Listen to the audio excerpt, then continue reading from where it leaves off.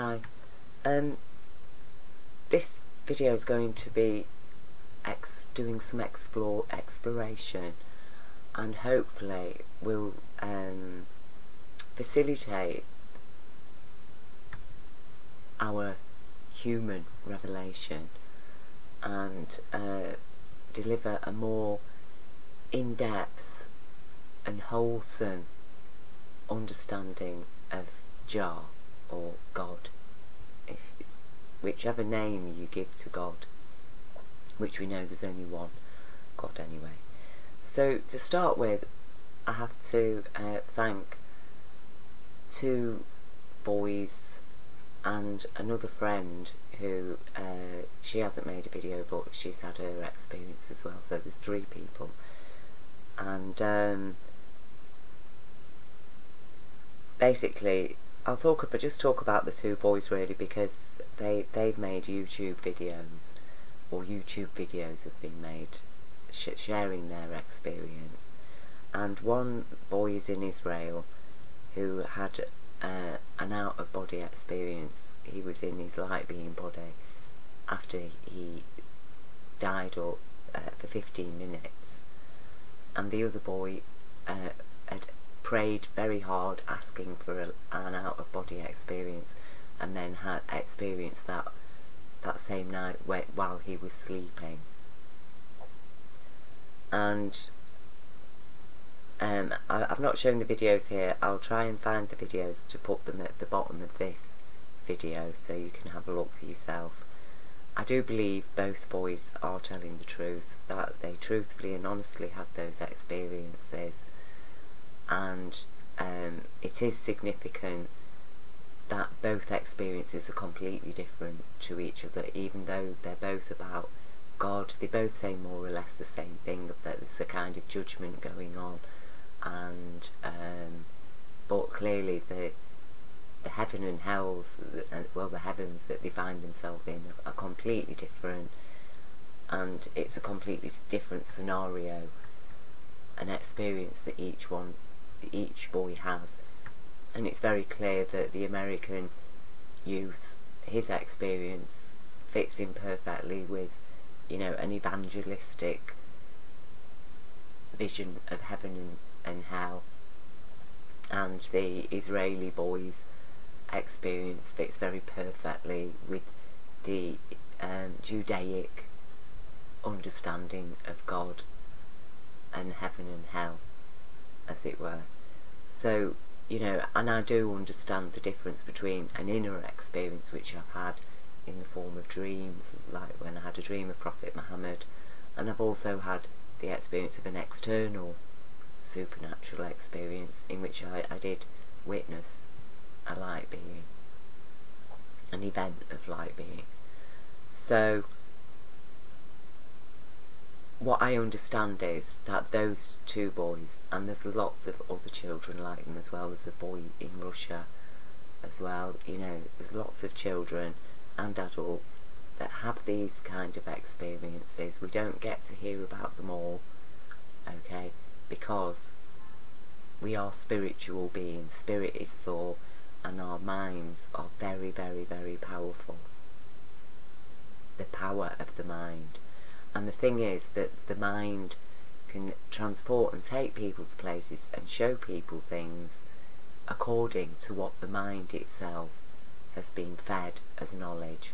So clearly the American youth firmly believes that's what his brain, his consciousness has picked up as the truth of our Jah, God and Jesus, and the other has picked up the truth of what he knows of Jah, of God.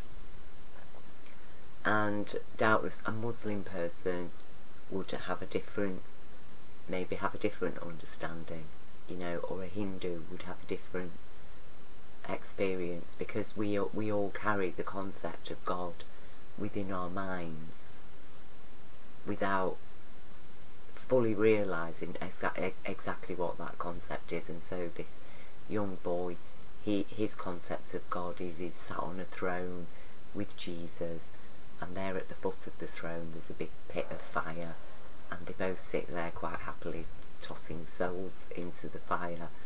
And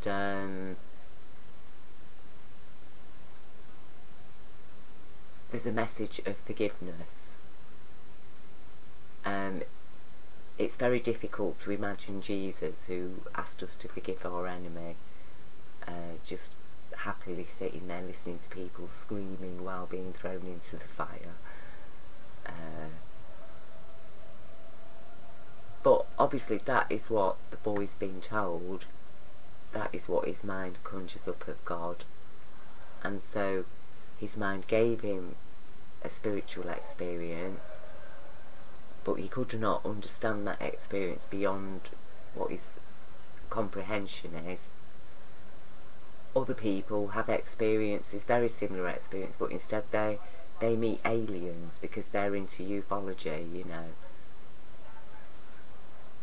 You see what I mean? So each to his own, with his own concepts of God. But the thing is that regardless of how many concepts of God there are out there, the point is there is only one universal intelligence, and it is multifaceted and multidimensional, and it is omnipresent. So the presence of God nonetheless is within each person's experience. It's just that we perceive it in a different way, according to a way that our mind understands and has accepted. So those two boys and all the people like them, they are, in past times, before we were all invaded by Rome and had this so-called civilization imposed on us all, those boys would have been recognised by, you know, his voodoo Christian ancestors or Celtic Druid Christian ancestors would have recognised those boys as spiritually gifted, and they would be then trained, you know, they would have been educated and trained to as healers, or to take part in communicating with the divine, because obviously they do have a divine connection to be able to achieve an out-of-body experience and to understand the things that they understand, what they experienced. They've got very powerful minds, and so they do need to be educated. So this isn't to denigrate their experience at all and say, oh no, that isn't true. But, you know, if threats of hellfire and damnation were ever going to change humanity, then we would be living very different today, wouldn't we? And the thing is that Jah doesn't like his people to be following his law, her law, in fear. And Jah is not just male either, and both, you know, the American boy definitely says Jah, God is male, but you see, God is not just male, God is both male and female, and it says that right at the beginning in Genesis, when God creates man. Let us create man in our own image, both male and female, to be like us, and set them to tame the wilderness, you see. And anybody who refuses to accept that, truth, then you need to also refuse the Sabbath day, you see, because you can't have one without the other. You can't say, well, I'll accept the Sabbath day as reality in my world, but I'm not going to accept the fact that God is both male and female. I'm not going to accept that. You can't do that. And that is the thing that Jah loathes of humanity, is this picky choosy to what suits me attitude, you see. And that is the source of all the problems. Denial of the truth, because it doesn't favour a particular individual's perspective on life and how they would like to profit on life. And so anyway, all of this understanding now has brought me to Revelations. But, you know, as I say, the male God thing, I hope that the American boy, if he sees this, that he will understand. He will look at Genesis and understand that God is both male and female, you see. So maybe he could accept that his mind has fully understood the concept of one thing, and that means that he now has potential to fully understand the truth of Jah, as in, as told somebody who has witnessed Jah light and also had a communication from that as an external event as well as an internal experience, and to understand that this is not in any way to denigrate their experiences or to denigrate them, but actually to give them support and actually feed them some solid knowledge now, and this, it can only help them, and of course it will help the general public, of which I am a part of that same public. So here's Revelations.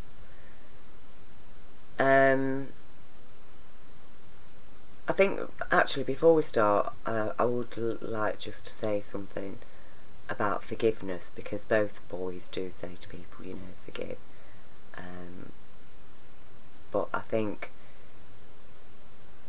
you know, like I say, you can't forgive somebody who is a danger to other people.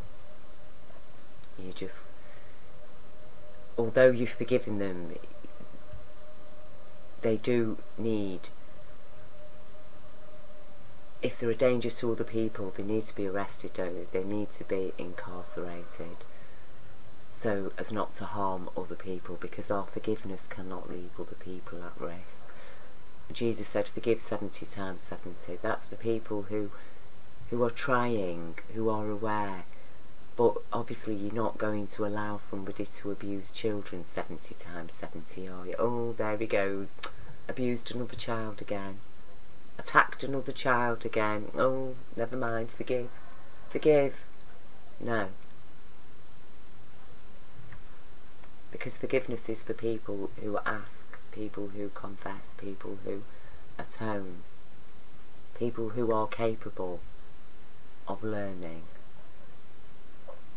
And we know that some people are what Jesus called afflicted. That means they've got psychological problems, and no amount of forgiveness is going to stop that person from committing crimes against themselves and others. And so Jesus asked us to be vigilant. The afflicted will always be with you. Be vigilant. That's what the law's there for, to protect us from madness. So people who can't control themselves and who are a risk to others, although we can forgive their soul, okay, because we know that there's something wrong with them, at the same time, it does not mean that we can give them their freedom. It doesn't mean that we treat them inhumanely. It just means that we understand that these people cannot be allowed to roam freely, okay? And that is why sometimes we do have to out somebody who is a risk to others, even though we don't like to do it. But if there's other people at risk and there's enough evidence there for lawful suspicion, then what can you do, you know?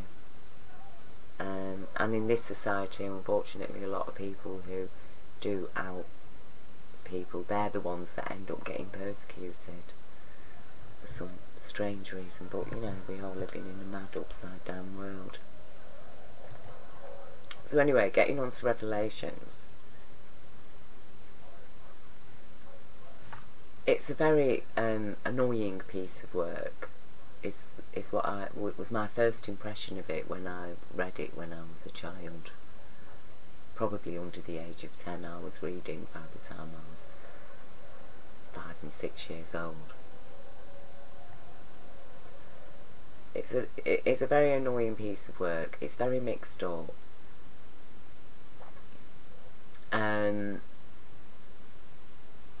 My first problem with it is that it's been chosen by the Roman nobility to go into what they call the New Testament, and the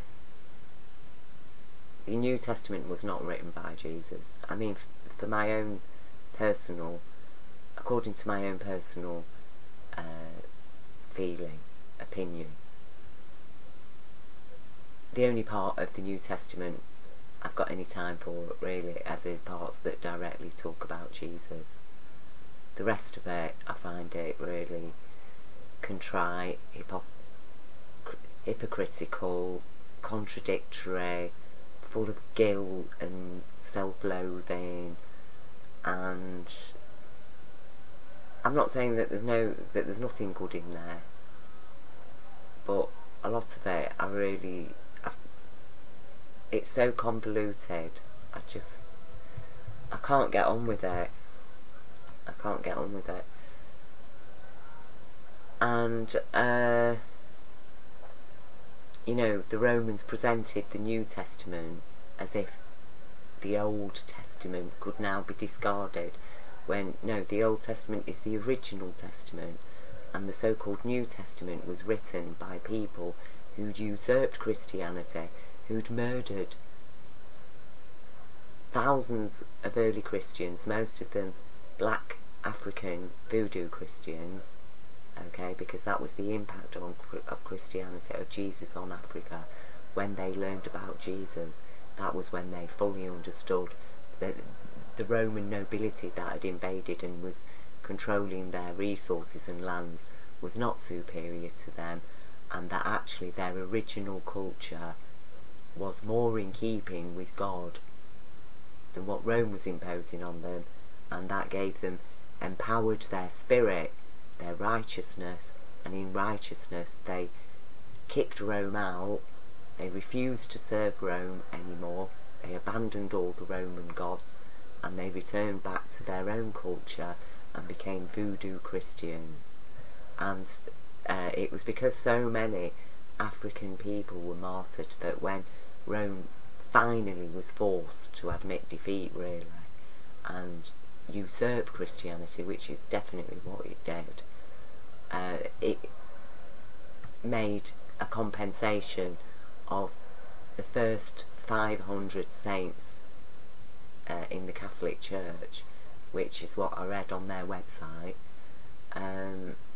were all mostly black Africans, which, you know, it's quite ironic, isn't it, considering a few centuries later they were claiming black Africans didn't have a soul and weren't a full human being.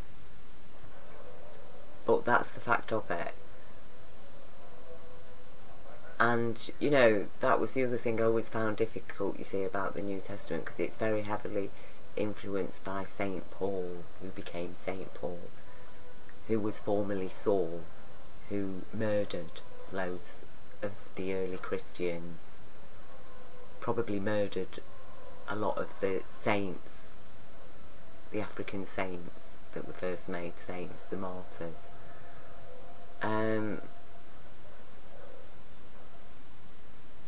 Which, alright, it's fair enough. If he's changed, he was a murderer, he didn't understand, he changed, he's forgiven, now he's become a saint. I can accept it, but I still find it really upsetting that he gets such a high place and his words get to be written down for posterity, but not the people, you know, who he killed. Jesus Jesus' followers, you know, that were murdered.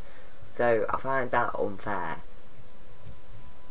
That doesn't sit well with me. That's all I can say. So I've not got much time for the New Testament. I love the original Testament. It's very interesting. It's dynamic.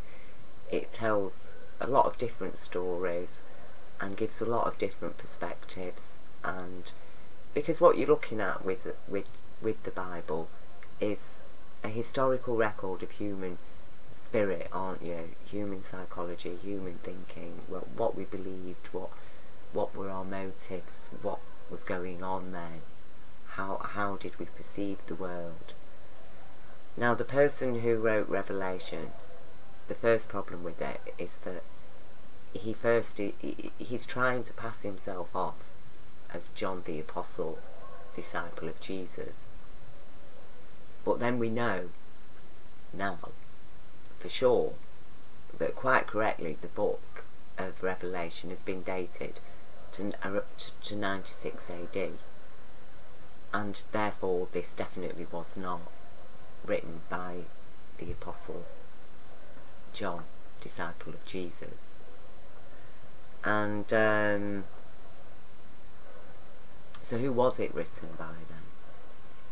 Well, Michael J. Kruger, he's written this quite interesting piece here about the book of Revelation, and I'll leave you the link to it. You can have a look down and read. But I mean, he isn't really supporting the idea, but according to my own research, I do believe that it was written by Cerinthus, a forgery of the heretics, Cerinthus. So Cerinthus, who was he?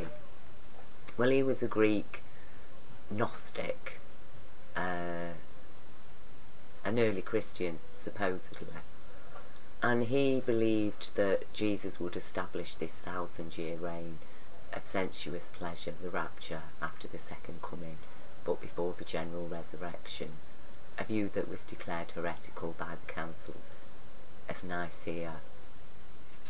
And he also believed that the world's creator, the original creator of Earth, as the demiurge, which is like a lesser god, because it there is emulating Platonic philosophy, Roman god stuff. So he's trying to say that, the first part of Genesis, where God creates the heavens and the earth and all the life and everything, that's a sort of lesser god, and you don't start getting to the real God until you get to the Lord in the Garden of Eden. But as I say, I'll leave the link underneath this video. Return to Eden explains perfectly what the story of Eden is actually about. It is a story. So, the real god-goddess is the first god-goddess. But these Greeks, around by this time, they were very, misogynist. They really believed women were inferior. And so he would be very anxious to say, yeah, they were lesser, that was a lesser god. Because it equally includes woman, doesn't it? That God says, let us make man in our own image, both male and female, to be like us. So that God is saying, I am male, I am female and male. We are one side of each other, you see. So he wouldn't have liked that. And he would have very much liked, yeah, the idea of the Lord God in his garden, and he's created the man to work for him, to work the land. So I do believe that is where Revelations actually comes from, is him. And it does include this idea that, there's going to be 1,000 years of bliss with Jesus ruling, and then there's going to be a second coming, and you know, but there's only going to be a remnant of people left anyway at the start of his 1,000-year rule, and by the time they've multiplied, there's going to be another huge cull, of which the 140,000 that were like survived to be rulers of the world with Jesus, they'd be alright. None of them would be harmed by the second death anyway, so you know, they're going to be fine. So it's all very convoluted, it's all very twisty-turny, isn't it? And I do think these people do give themselves away in the things that they focus on, you see. That's where you can see the psychology. And this is what I mean about, since I've witnessed the light being, it's like nothing can hide from me in these texts. I just know what's what. And so anyway, my first clue about the type of psychology, and as I say, it does perfectly go with Cerinthus or Cerinthus, whatever his name is, however you pronounce it, is this mention in Revelations about the prophetess, you know, to the church in Thyatira. Nevertheless, I have this against you. You tolerate that woman Jezebel, who calls herself a prophet. Or in here, as it originally was, this is the new version, who calls herself a prophetess. By her teaching she misleads my servants to be sexually immoral and to eat sacrificed foods to idols. Eat food sacrificed to idols. And that's in Revelations, you see. So, and I always remember reading it and thinking, what is going on there? Who is this prophetess? Why is the mention of this prophetess? Why have they got to mention her? I mean, who is she? What lies has she been teaching people, you know? But it was like they just had to get it in, didn't they? You know, some judgment against a woman. Oh, prophetess. Oh, I've got something against you, John, because you've been knocking around with that prophetess.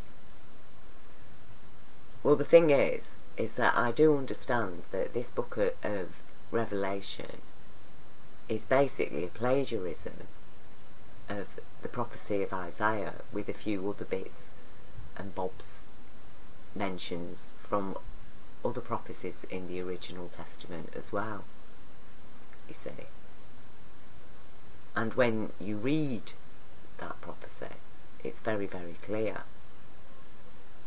that a lot of what is in Isaiah is included in this book of Revelation, and too much really for it to be a coincidence.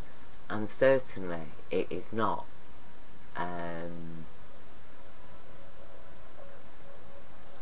the fact that there are similarities does not mean that this has come from God, because why should Jah give it twice when he's already said it through Isaiah? Why should he give it twice?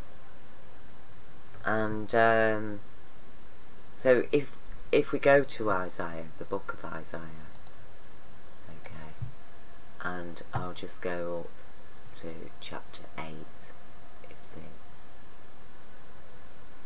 here we go, chapter 9,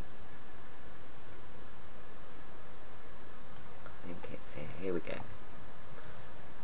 The Lord said to me, that's Isaiah, take a large tablet and write on it in ordinary script, for Maher Shalal Hashbaz, and call faithful witness Uriah the priest and Zechariah, son of Zeberechiah, to testify for me. I went in to the prophet, and she conceived and bore a son. Then the Lord said to me, name him Maher Shalal Hashbaz, for before the child can call his father or his mother, the wealth of Damascus and the spoil of Samaria will be carried off by the king of Assyria. Now, we know it says that now because we have the New Testament, but for centuries and centuries, this was the translation that was available.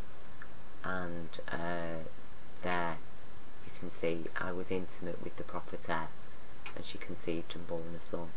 Now, the person, and this is how I know that the person that wrote Revelations had read Isaiah's work, was thinking, this is all going to be cast away now, because, you know, the new time is coming. And so what he's done is he's written a kind of synopsis of this, and he's read this about a prophet of God being intimate with a woman who calls herself a prophetess. So he would be disgusted about that. That's a disgusting thing. A woman can't be a prophetess. Not where he comes from. So, you know, make sure when he's writing his thing, the first thing he does, he is angry, you know, expresses a judgment against this prophetess. And also the style of the way that Revelations is written, all these letters to this church, letters to that church, okay. When you look through Isaiah's prophecy, you will see that there are oracles which are similar to a letter, okay. There are oracles to different cities. Oracle against Babylon, Judah restored, the fall of Babylon. Oracle against Moab, you know, oracle concerning Damascus, oracle concerning Ethiopia, oracle concerning Egypt, fate of Egypt, oracle concerning Babylon, oracle concerning Edom and Arabia, oracle concerning Jerusalem. You know, these, it's in a similar vein, isn't it? The Revelations is talking about the same thing. Letter to this church, letter to that church, admonishments and recognition of crimes, and, you know, it's all in very much the same thing. Now,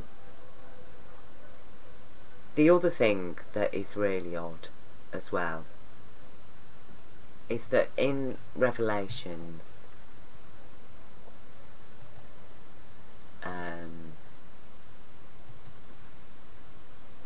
it says, where is it? Here.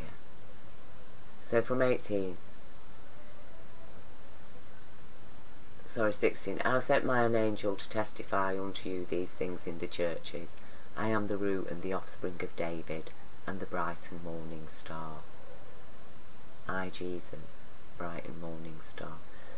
That's very odd, isn't it? Because you've got all the, everything basically that is in Isaiah's prophecy, in the book of Isaiah. Everything there. And yet, there's a twisting. Something's been altered. Because you've got Jesus is included into it, who is actually Emmanuel in the Isaiah's prophecy. And he's saying, I am the root and offspring of David, the bright and morning star. But when we go into Isaiah's prophecy, okay, when we go into Isaiah's prophecy and we go to the morning star, which is on, which is in chapter 14. Okay, just scroll down here.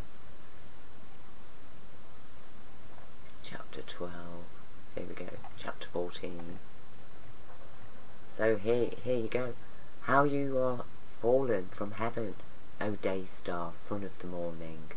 How you have been cut down to the ground, you who laid low the nation. You said in your heart, I will ascend into heaven. I will exalt my throne above the stars of God. I will sit upon the mount of gathering in the furthest parts of the north. I will send above the heights of the clouds. I will make myself like the Most High. Yet you will be brought down to Sheol, to the uttermost parts of the pit. So, How is it that the fall of Babylon, okay, the fall of Babylon, which is also represented in, because here's the oracle against Babylon.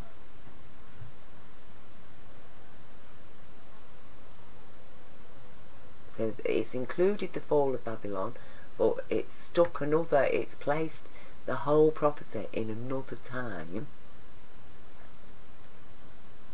Okay?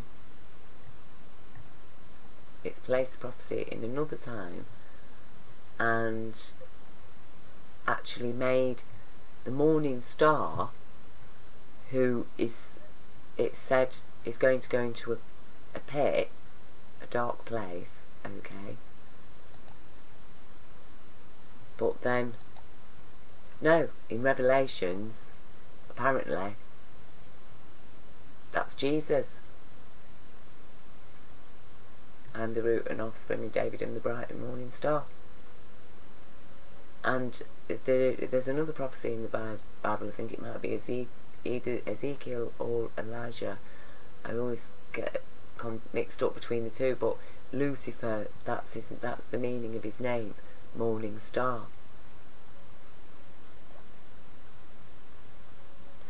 And typically,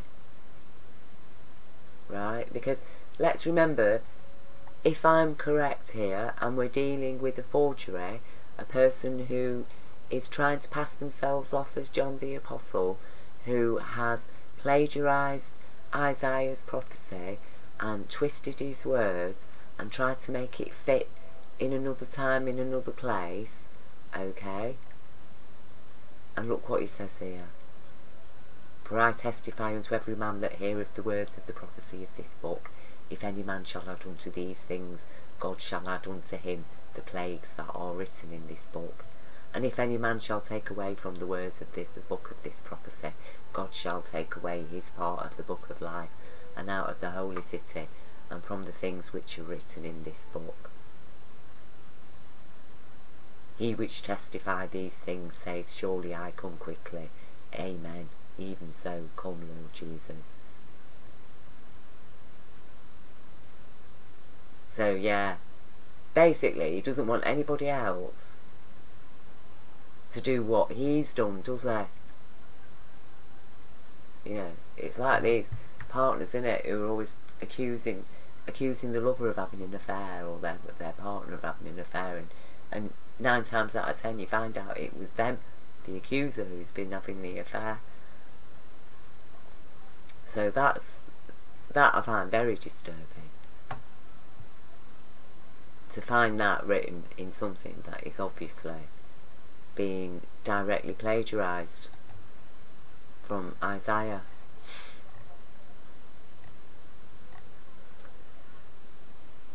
And you know, basically Isaiah, this whole, once you understand, okay, once you understand where intelligence, that Jah is universal intelligence, and you understand what we know today, and therefore you understand what Jah knew hundreds and thousands of years ago, because Jah in universal intelligence is way ahead of us. Really, you only have to read these 2 passages to really know what all of this is about, the gist of it all. And really only this, you know, just this second passage. Hear the word of the Lord, rulers of Sodom, and listen to the instruction of our God, people of Gomorrah. What is the multitude of your sacrifices to me, says the Lord? I have had enough burnt offerings of rams and fat of fed beasts. I do not delight in the blood of bulls or lambs or goats, that you enter to see my face. Who has required this of you, to trample my courts? Do not continue to bring meaningless offerings. Incense is an abomination unto me. New moon and Sabbath, the calling of assemblies, I cannot bear iniquity with her solemnity. Your new moons and feasts I detest. They have become a burden to me that I am weary of carrying. When you spread out your hands, I will turn my eyes away from you. Even multiply prayers, I will not listen. Your hands are filled with blood, your fingers with iniquity. Wash and make yourselves clean. Remove the evil of your actions from my sight. Cease to do evil. Learn to do good. Seek justice. Guide the injured. Get justice for the orphan. Defend the widow. Come now, let us reason together, says the Lord. Though your sins be like scarlet, they shall be white as snow. Though they be red like crimson, they shall be like wool. If you are willing and obey, you shall eat the good of the land. But if you refuse and rebel, you shall be devoured by the sword, for the mouth of the Lord has spoken. And, you know, that's basically what he's saying. He's saying, look, if you keep doing bad things are going to happen to you. If you do good things will happen to you. If you change your ways, if you learn, I'll forget all your bad things that you've done. We can forget your sins. You can start again, be afresh.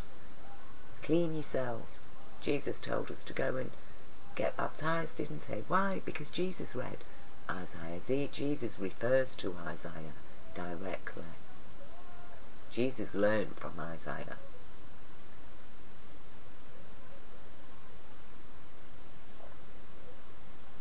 And there's guidance here, isn't there? It tells us what we need to do, what pleases Jah, what pleases universal intelligence. Justice, helping the injured, guide the injured, get justice for the orphan, defend the widow, stand up for your rights, look after each other. Because that's what his law, that's what Jah law is for. And all this is about establishing Jah law. And the fact that humanity has left Jah law. And they're living by the laws of men. And they're turning to criminals for help. You know. Rather than stopping from doing evil. Cease to do evil. You see. And there's one really interesting chapter here, which is it's about an illness that the king of Israel has. That I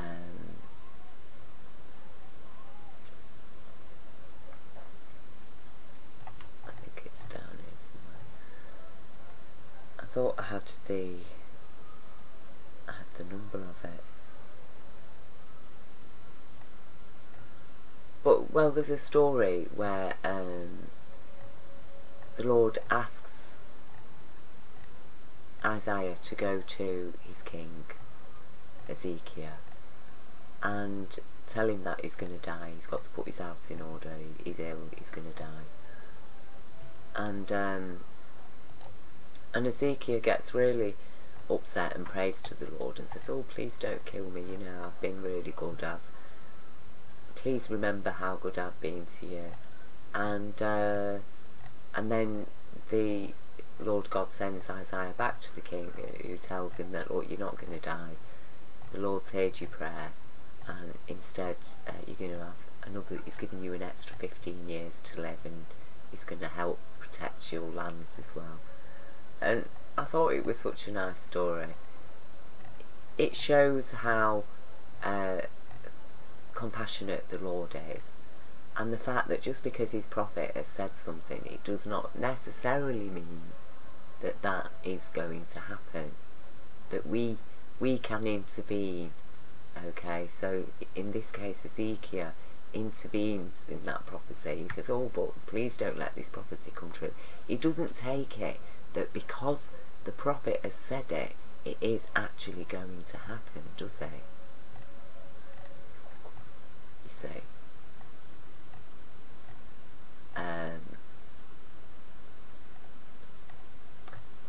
And this is it, Ezekiel's illness.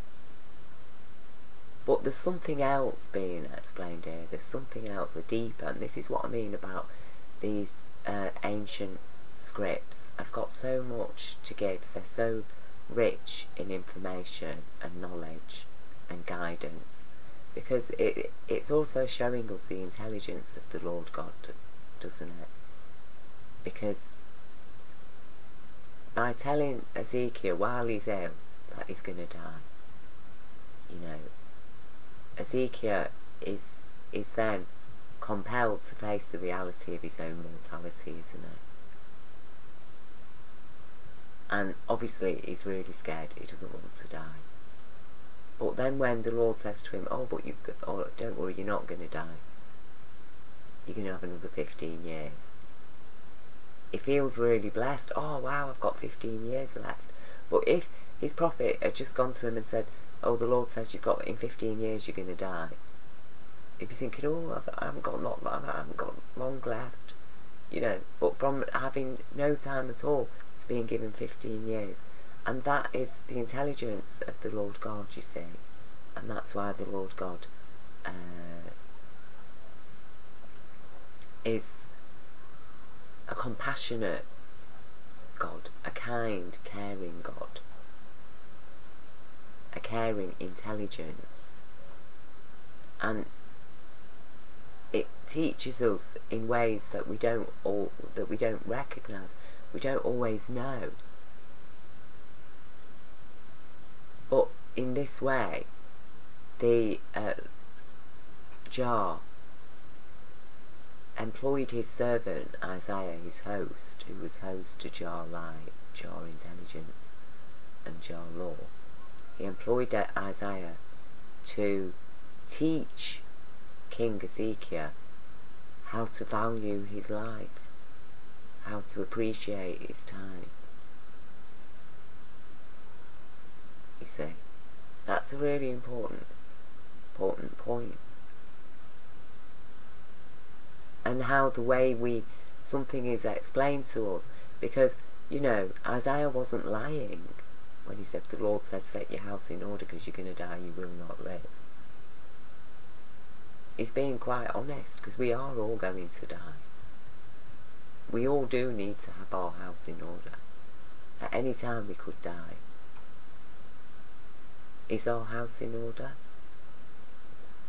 Are we ready to meet our Maker?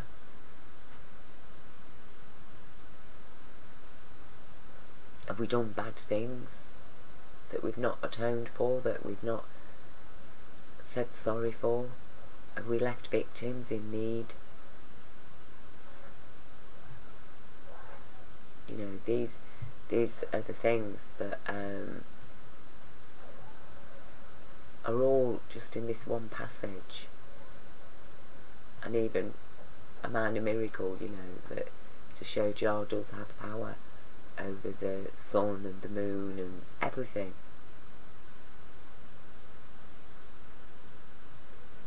And you know, I particularly like these two, you know, the first two episodes, the first two passages, especially this. You know, I really empathise with Jah, what's being said here, that, you know, it's all meaningless, the moons and the feasts, they become a burden to me, like Christmas, it's become a burden, hasn't it? It's just a real, because there's no foundation to it, really, is there? Nobody really believes in Jesus. We're not living in a Christian society, are we? Jesus is just a name that we've attached to Christmas, but really that festival was always about the winter solstice, wasn't it? The 4 equinoxes.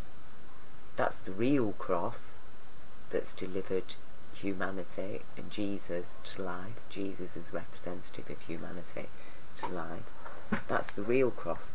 The equinoxes, because without that there would be no life on earth. Without those equinoxes, they are crucial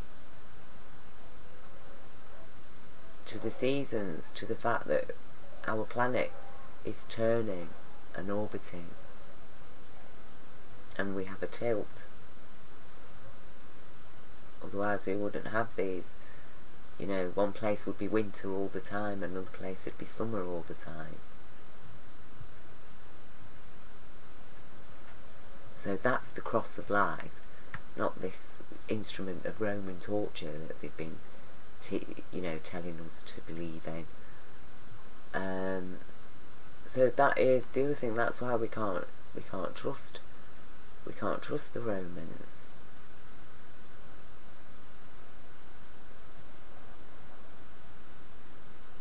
Because why should we trust them when they've never really done anything good, in the sense of their whole society was imbalanced, it persecuted women, it ran on slavery, they worshipped gold, they looted and plundered. That's what they did, went out looting and plundering and getting slaves.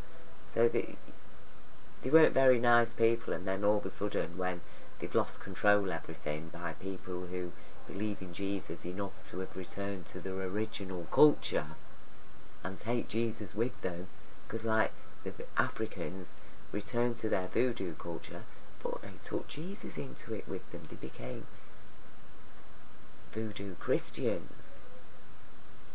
And the same as the Druids. They did the same thing. They became Celtic Christians. You see, because Jesus didn't arrive to destroy people's faith, original faith. He came to strengthen their roots, their connections to nature. And the voodoo Christians, you know, which we must never get it mixed up with this perverted form of voodooism that everybody knows about, to do with witchcraft and all that kind of stuff. You know, that just wasn't. Voodoo and Druidism were very, very similar, and they were all about, you know, healing and helping people. They were very, very highly sought after by every community, the voodoo priests and priestesses, the same as the Druid priests and priestesses, were very highly valued for their knowledge, their wisdom in healing, in helping sort out problems and keeping the peace. That's what they did mostly, was keep the peace between people and resolve conflicts. So they were very, very valuable. And since we've not had that, you know, instead we have a police force, don't we? But since we've not had that, you know, we've got lawyers and courts and things. But we're still not getting any justice. In fact, the more people there are involved in law, supposedly representing us or upholding it, it seems the less of a human law we're living under. So anyway, in order to enlighten, I've written a piece which does give an interpretation, a correct interpretation of Isaiah's prophecy, which is nothing that I've made up, but it's everything that I have understood from reading Isaiah's prophecy. Okay, so it is now represented, summarised, if you like, for the 21st century consciousness, because as Jesus said, we need new wine for new bottles. But the wine is of the same essence, it's of the same fruit, of the same vine, but it is a new wine. And I can't really call this New Testament, so-called. Is it really a New Testament? Because it's been so twisted and messed up. You know, there's been... it hasn't been in clean hands, has it? And like the Quran says, there is not one holy book nor prophet of Allah that is not being polluted by Shaitan. That's Satan. And, you know, the Quran is so perfect. It does not exclude itself, and neither does it exclude Prophet Muhammad or Jesus or any prophet. There's not one prophet, he said. That's what the Quran says. Not one holy book or prophet. So that means you know, this is all about sorting out the wheat from the chaff, isn't it? And to accept reality that not everything in the Bible is completely of Jah. Just because it's in the Bible, it doesn't mean to say that Jah wrote that, or that's what Jah wanted us to believe. Who wanted us to believe the book of Revelation? Was it somebody who didn't like Isaiah? Who didn't like Jesus? Who actually wanted to impose the very opposite on us? And so put their revelation in it. Copied it, plagiarised it off Isaiah, pretends to be John the Apostle. That for centuries it really was believed that he was John the Apostle, until they found out that no, it couldn't possibly be have been. So there you go. So anyway, I'm going to read the interpretation, and I think it will be shocking to some people, but at the same time it will be so enlightening to so many people. And in particular, I really hope it helps those two boys that had their experience, and anybody else who's had similar experiences, that it will be a comfort for them, and it will be like a food for them to hold on to. So here it is. So first of all, I suggest that you listen to this. You can read through it if you don't want to hear my voice. Just read through it. But listen to this and then read Prophet Isaiah's prophecy. And then read Revelations. Then go back to Prophet Isaiah. Then have a look at this again and understand that this is the sum of it. And this is the sum of where we're at. And that's why we do need today to make a decision, to arrive at our own judgment. Okay? So, according to the prophecy of Isaiah, the book of Isaiah, in that book, Jerusalem, the city, represents the heart of woman. And so, you know, the city Jerusalem is like a physical manifestation of the heart of the female. It's a welcoming city, a warm city, a comfortable city. And Zion represents the head of woman, and that is a woman's intelligence, a woman's compassion, a woman's society. Babylon represents the heart of a lawless man. Morning Star / Lucifer / narcissist represents his head. And the whole story that is presented in Isaiah does tell about the rise of man against man, each in the name of God, but in truth only for themselves. And that's what you see repeatedly, battles against battles, and God bringing, you know, the Lord of hosts saying, I bring this man against you, and now he has done bad, I'm going to bring this man against him because he did bad, because none of them have been establishing righteousness, you know, because this man is cold. He shows no mercy, no kindness. He is ruthless in his wrath. Wrongdoing has created and justified his wrath, and he who delights to kill and lusts for blood and the spoils of war, who enjoys to lay waste, he too shall suffer the punishments his crimes invite against himself.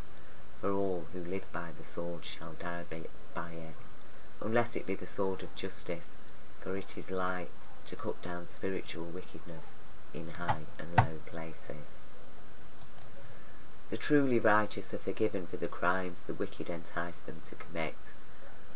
On behalf of defending the widow and delivering justice to the orphan child, the righteous were condemned, scorned and ignored, or else they were persecuted and burdened under the weight of false testimony.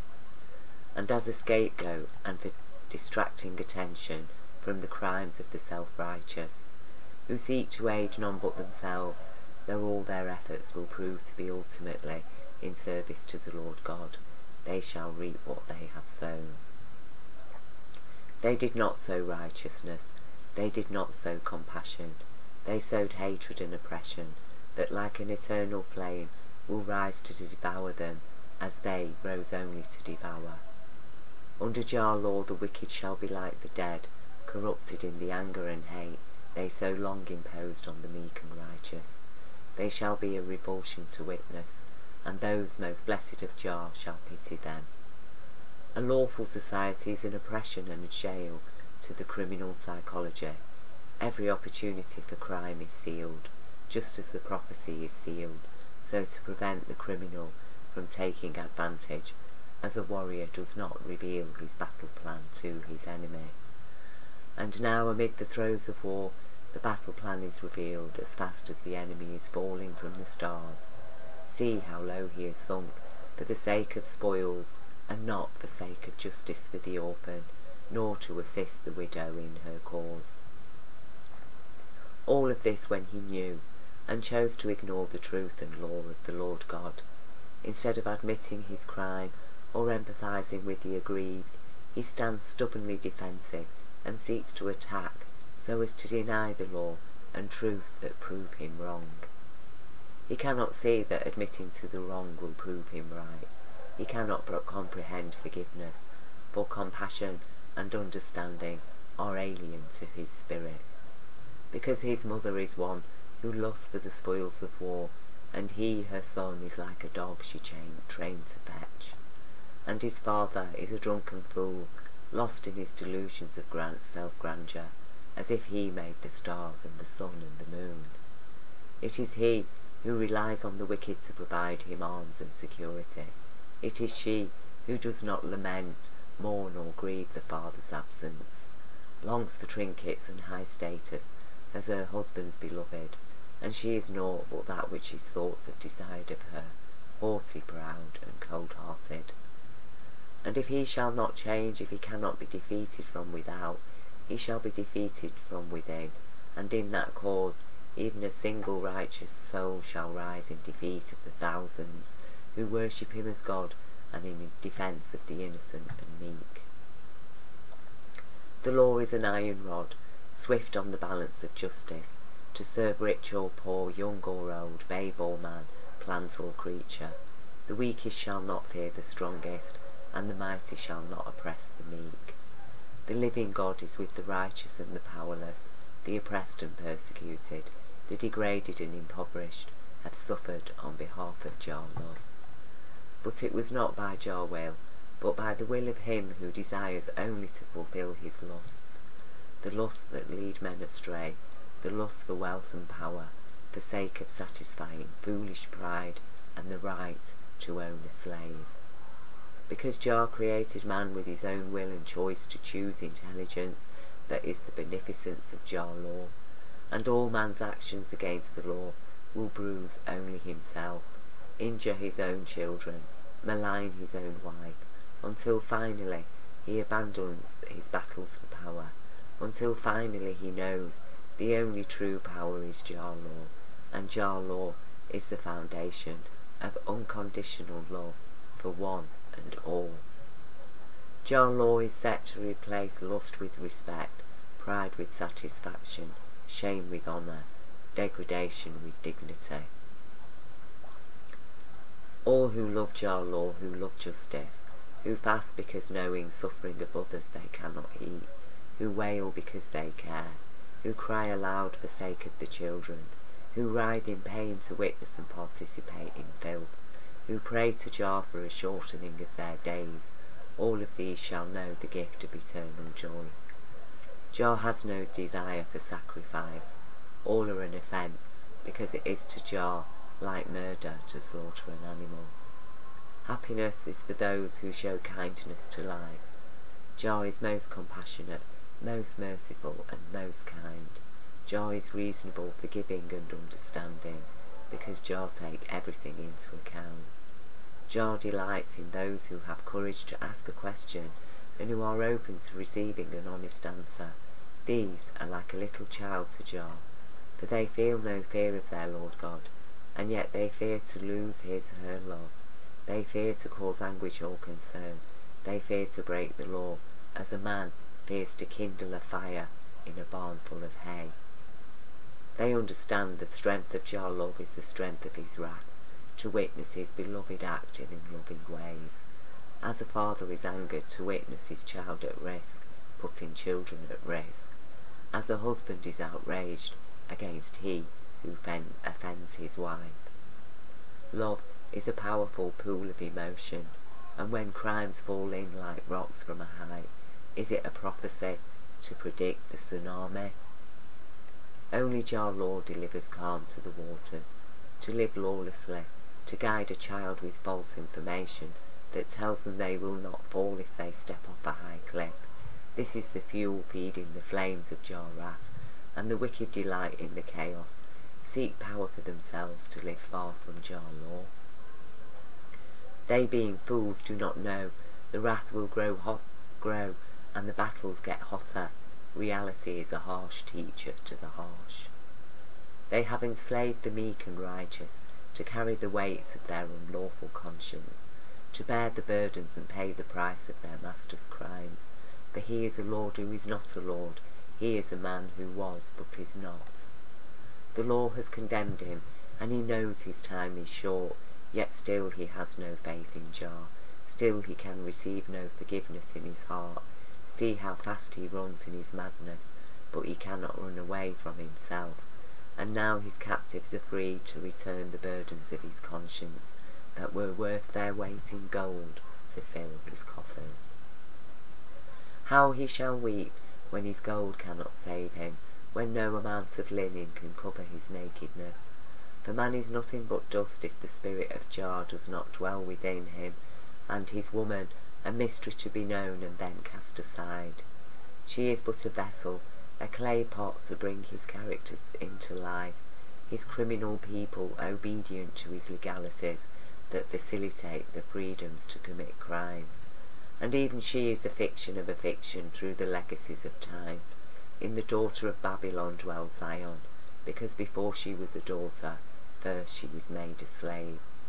She never had a mother, and she must deliver herself, as the man has delivered himself, and as the living child is delivered directly into the spirit of Jah law. They pray in earnest, they long for Jah return. They do not understand the pain to witness their crimes, that they cannot be helped to find happiness in lawlessness. Only in righteousness can they be saved. But they give faith to the strongest criminal. They are quick to stamp on the innocent accused. They refuse to accept truth and delight in a tissue of lies, which to them are sweet for now, because the bitterness has not yet reached their belly. If only they would swallow the remedy, if only they would rise up in the light of Jah law, their prayers would find answers. They are an abomination, an offence in their pomp and solemn splendour. The stench of hypocrisy pushes the pure heart of intelligence far from their homes. They know nothing but analysis of crimes and lies. Their opinions are a fiction of a fiction. Their hearts are covered in thick skins of pride and their sweet little lies. They thrive on unlawful judgment and a perversion of justice, or else they ignore their duty to uphold the law. Intelligence must flee from insanity, and intelligence returns when insanity has been lawfully arrested, because no amount of crime can end the crimes. As a man reap, so shall he sow. Who is rewarding the peddlers of war? Who grants them the spoils if not the dead of their times? Though there is flesh on their bones, they are like a corpse in Jah sight, starved of honesty, respect, truth, compassion and justice, because they flee from the light within and seek distractions in the lights of their corrupted worlds. Who will question a thought, to be sure? The wicked shall die permanently, their spirits of self to perish, for they were naught but myth and fantasy, lost to the constructs of their words. From a prophecy of doom The only truth can set us free. Equally we are to know both good and bad. Who will choose to serve good? Who will choose to serve bad? Who can know the difference who does not know Jah law? Who can know more than Jah? And if you know it, Jah knew it long time before. Who can believe in what Jah know? Who can have faith that what we know of Jah is true? Who can grow whole in Jah light, where even a bruised reed is handled with care? When humanity learns to live right, life will be extended, 100 and still young before middle age. These are the promises for they who have faith. These are the warnings for they who seek guidance. These are the prophecies for they who are willing to fulfill them. Which side do we choose? Competition and vengeance, or compassion and forgiveness? Must the whole earth be destroyed before a man will confess to his crime, and seek forgiveness to end the error of his ways? Zion shall not weep, she bore no living child. Like corpses were her people, following their dead and exalted idols, living in the past for lack of learning on the errors of their times. And yet child she has delivered, multitudes gather to her mists. Jerusalem shall be comforted, and she will give comfort. To the mother shall be restored her bounty, because the father time has come. And the women rejoice, and the men both righteous and meek are humbled at her feet, so she may have the power to raise children of their own, in likeness of their Father, who is the Lord God of hosts. And in every man's chest there beats his heart. So that's basically what Isaiah's saying. That is what Jah Love is saying through Isaiah. Because we have to remember, Isaiah's prophecy was written a very, very, very long time ago. And this is the essence of it. And as I say, you don't have to listen to my voice, you can just pause it, read it for yourself. And maybe now, you know, it is time to, yes, sort the wheat out from the chaff and stuff that's been hanging around for how long. Maybe it's time to get rid of some of it. Maybe it's time to say, yeah, well, I'm sorry. We believed in you for quite a long time, but time has now told. And this has been an imposition. It's been a horrible prophecy of doom and gloom, almost like a self-fulfilling prophecy. And as far as I'm concerned, and it's not just me, quite a few people have commented on it, I've noticed, that it does seem that this New World Order criminal cabal crew are literally enacting this out word for word now, giving themselves the rights to destroy humanity, and actually enjoying it. Oh, we're doing God's work. Because really, you know, Jesus is the devil. It's just that we can't tell the plebs that.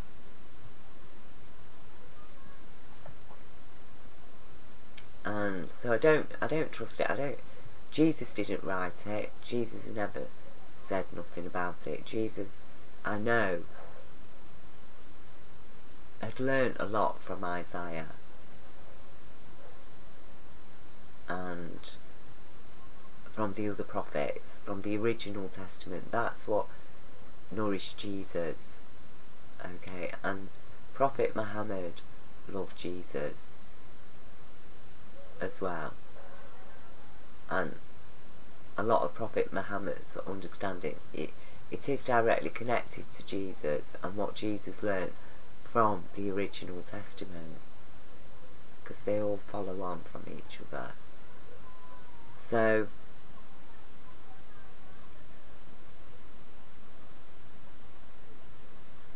you know, I think maybe it's time to stop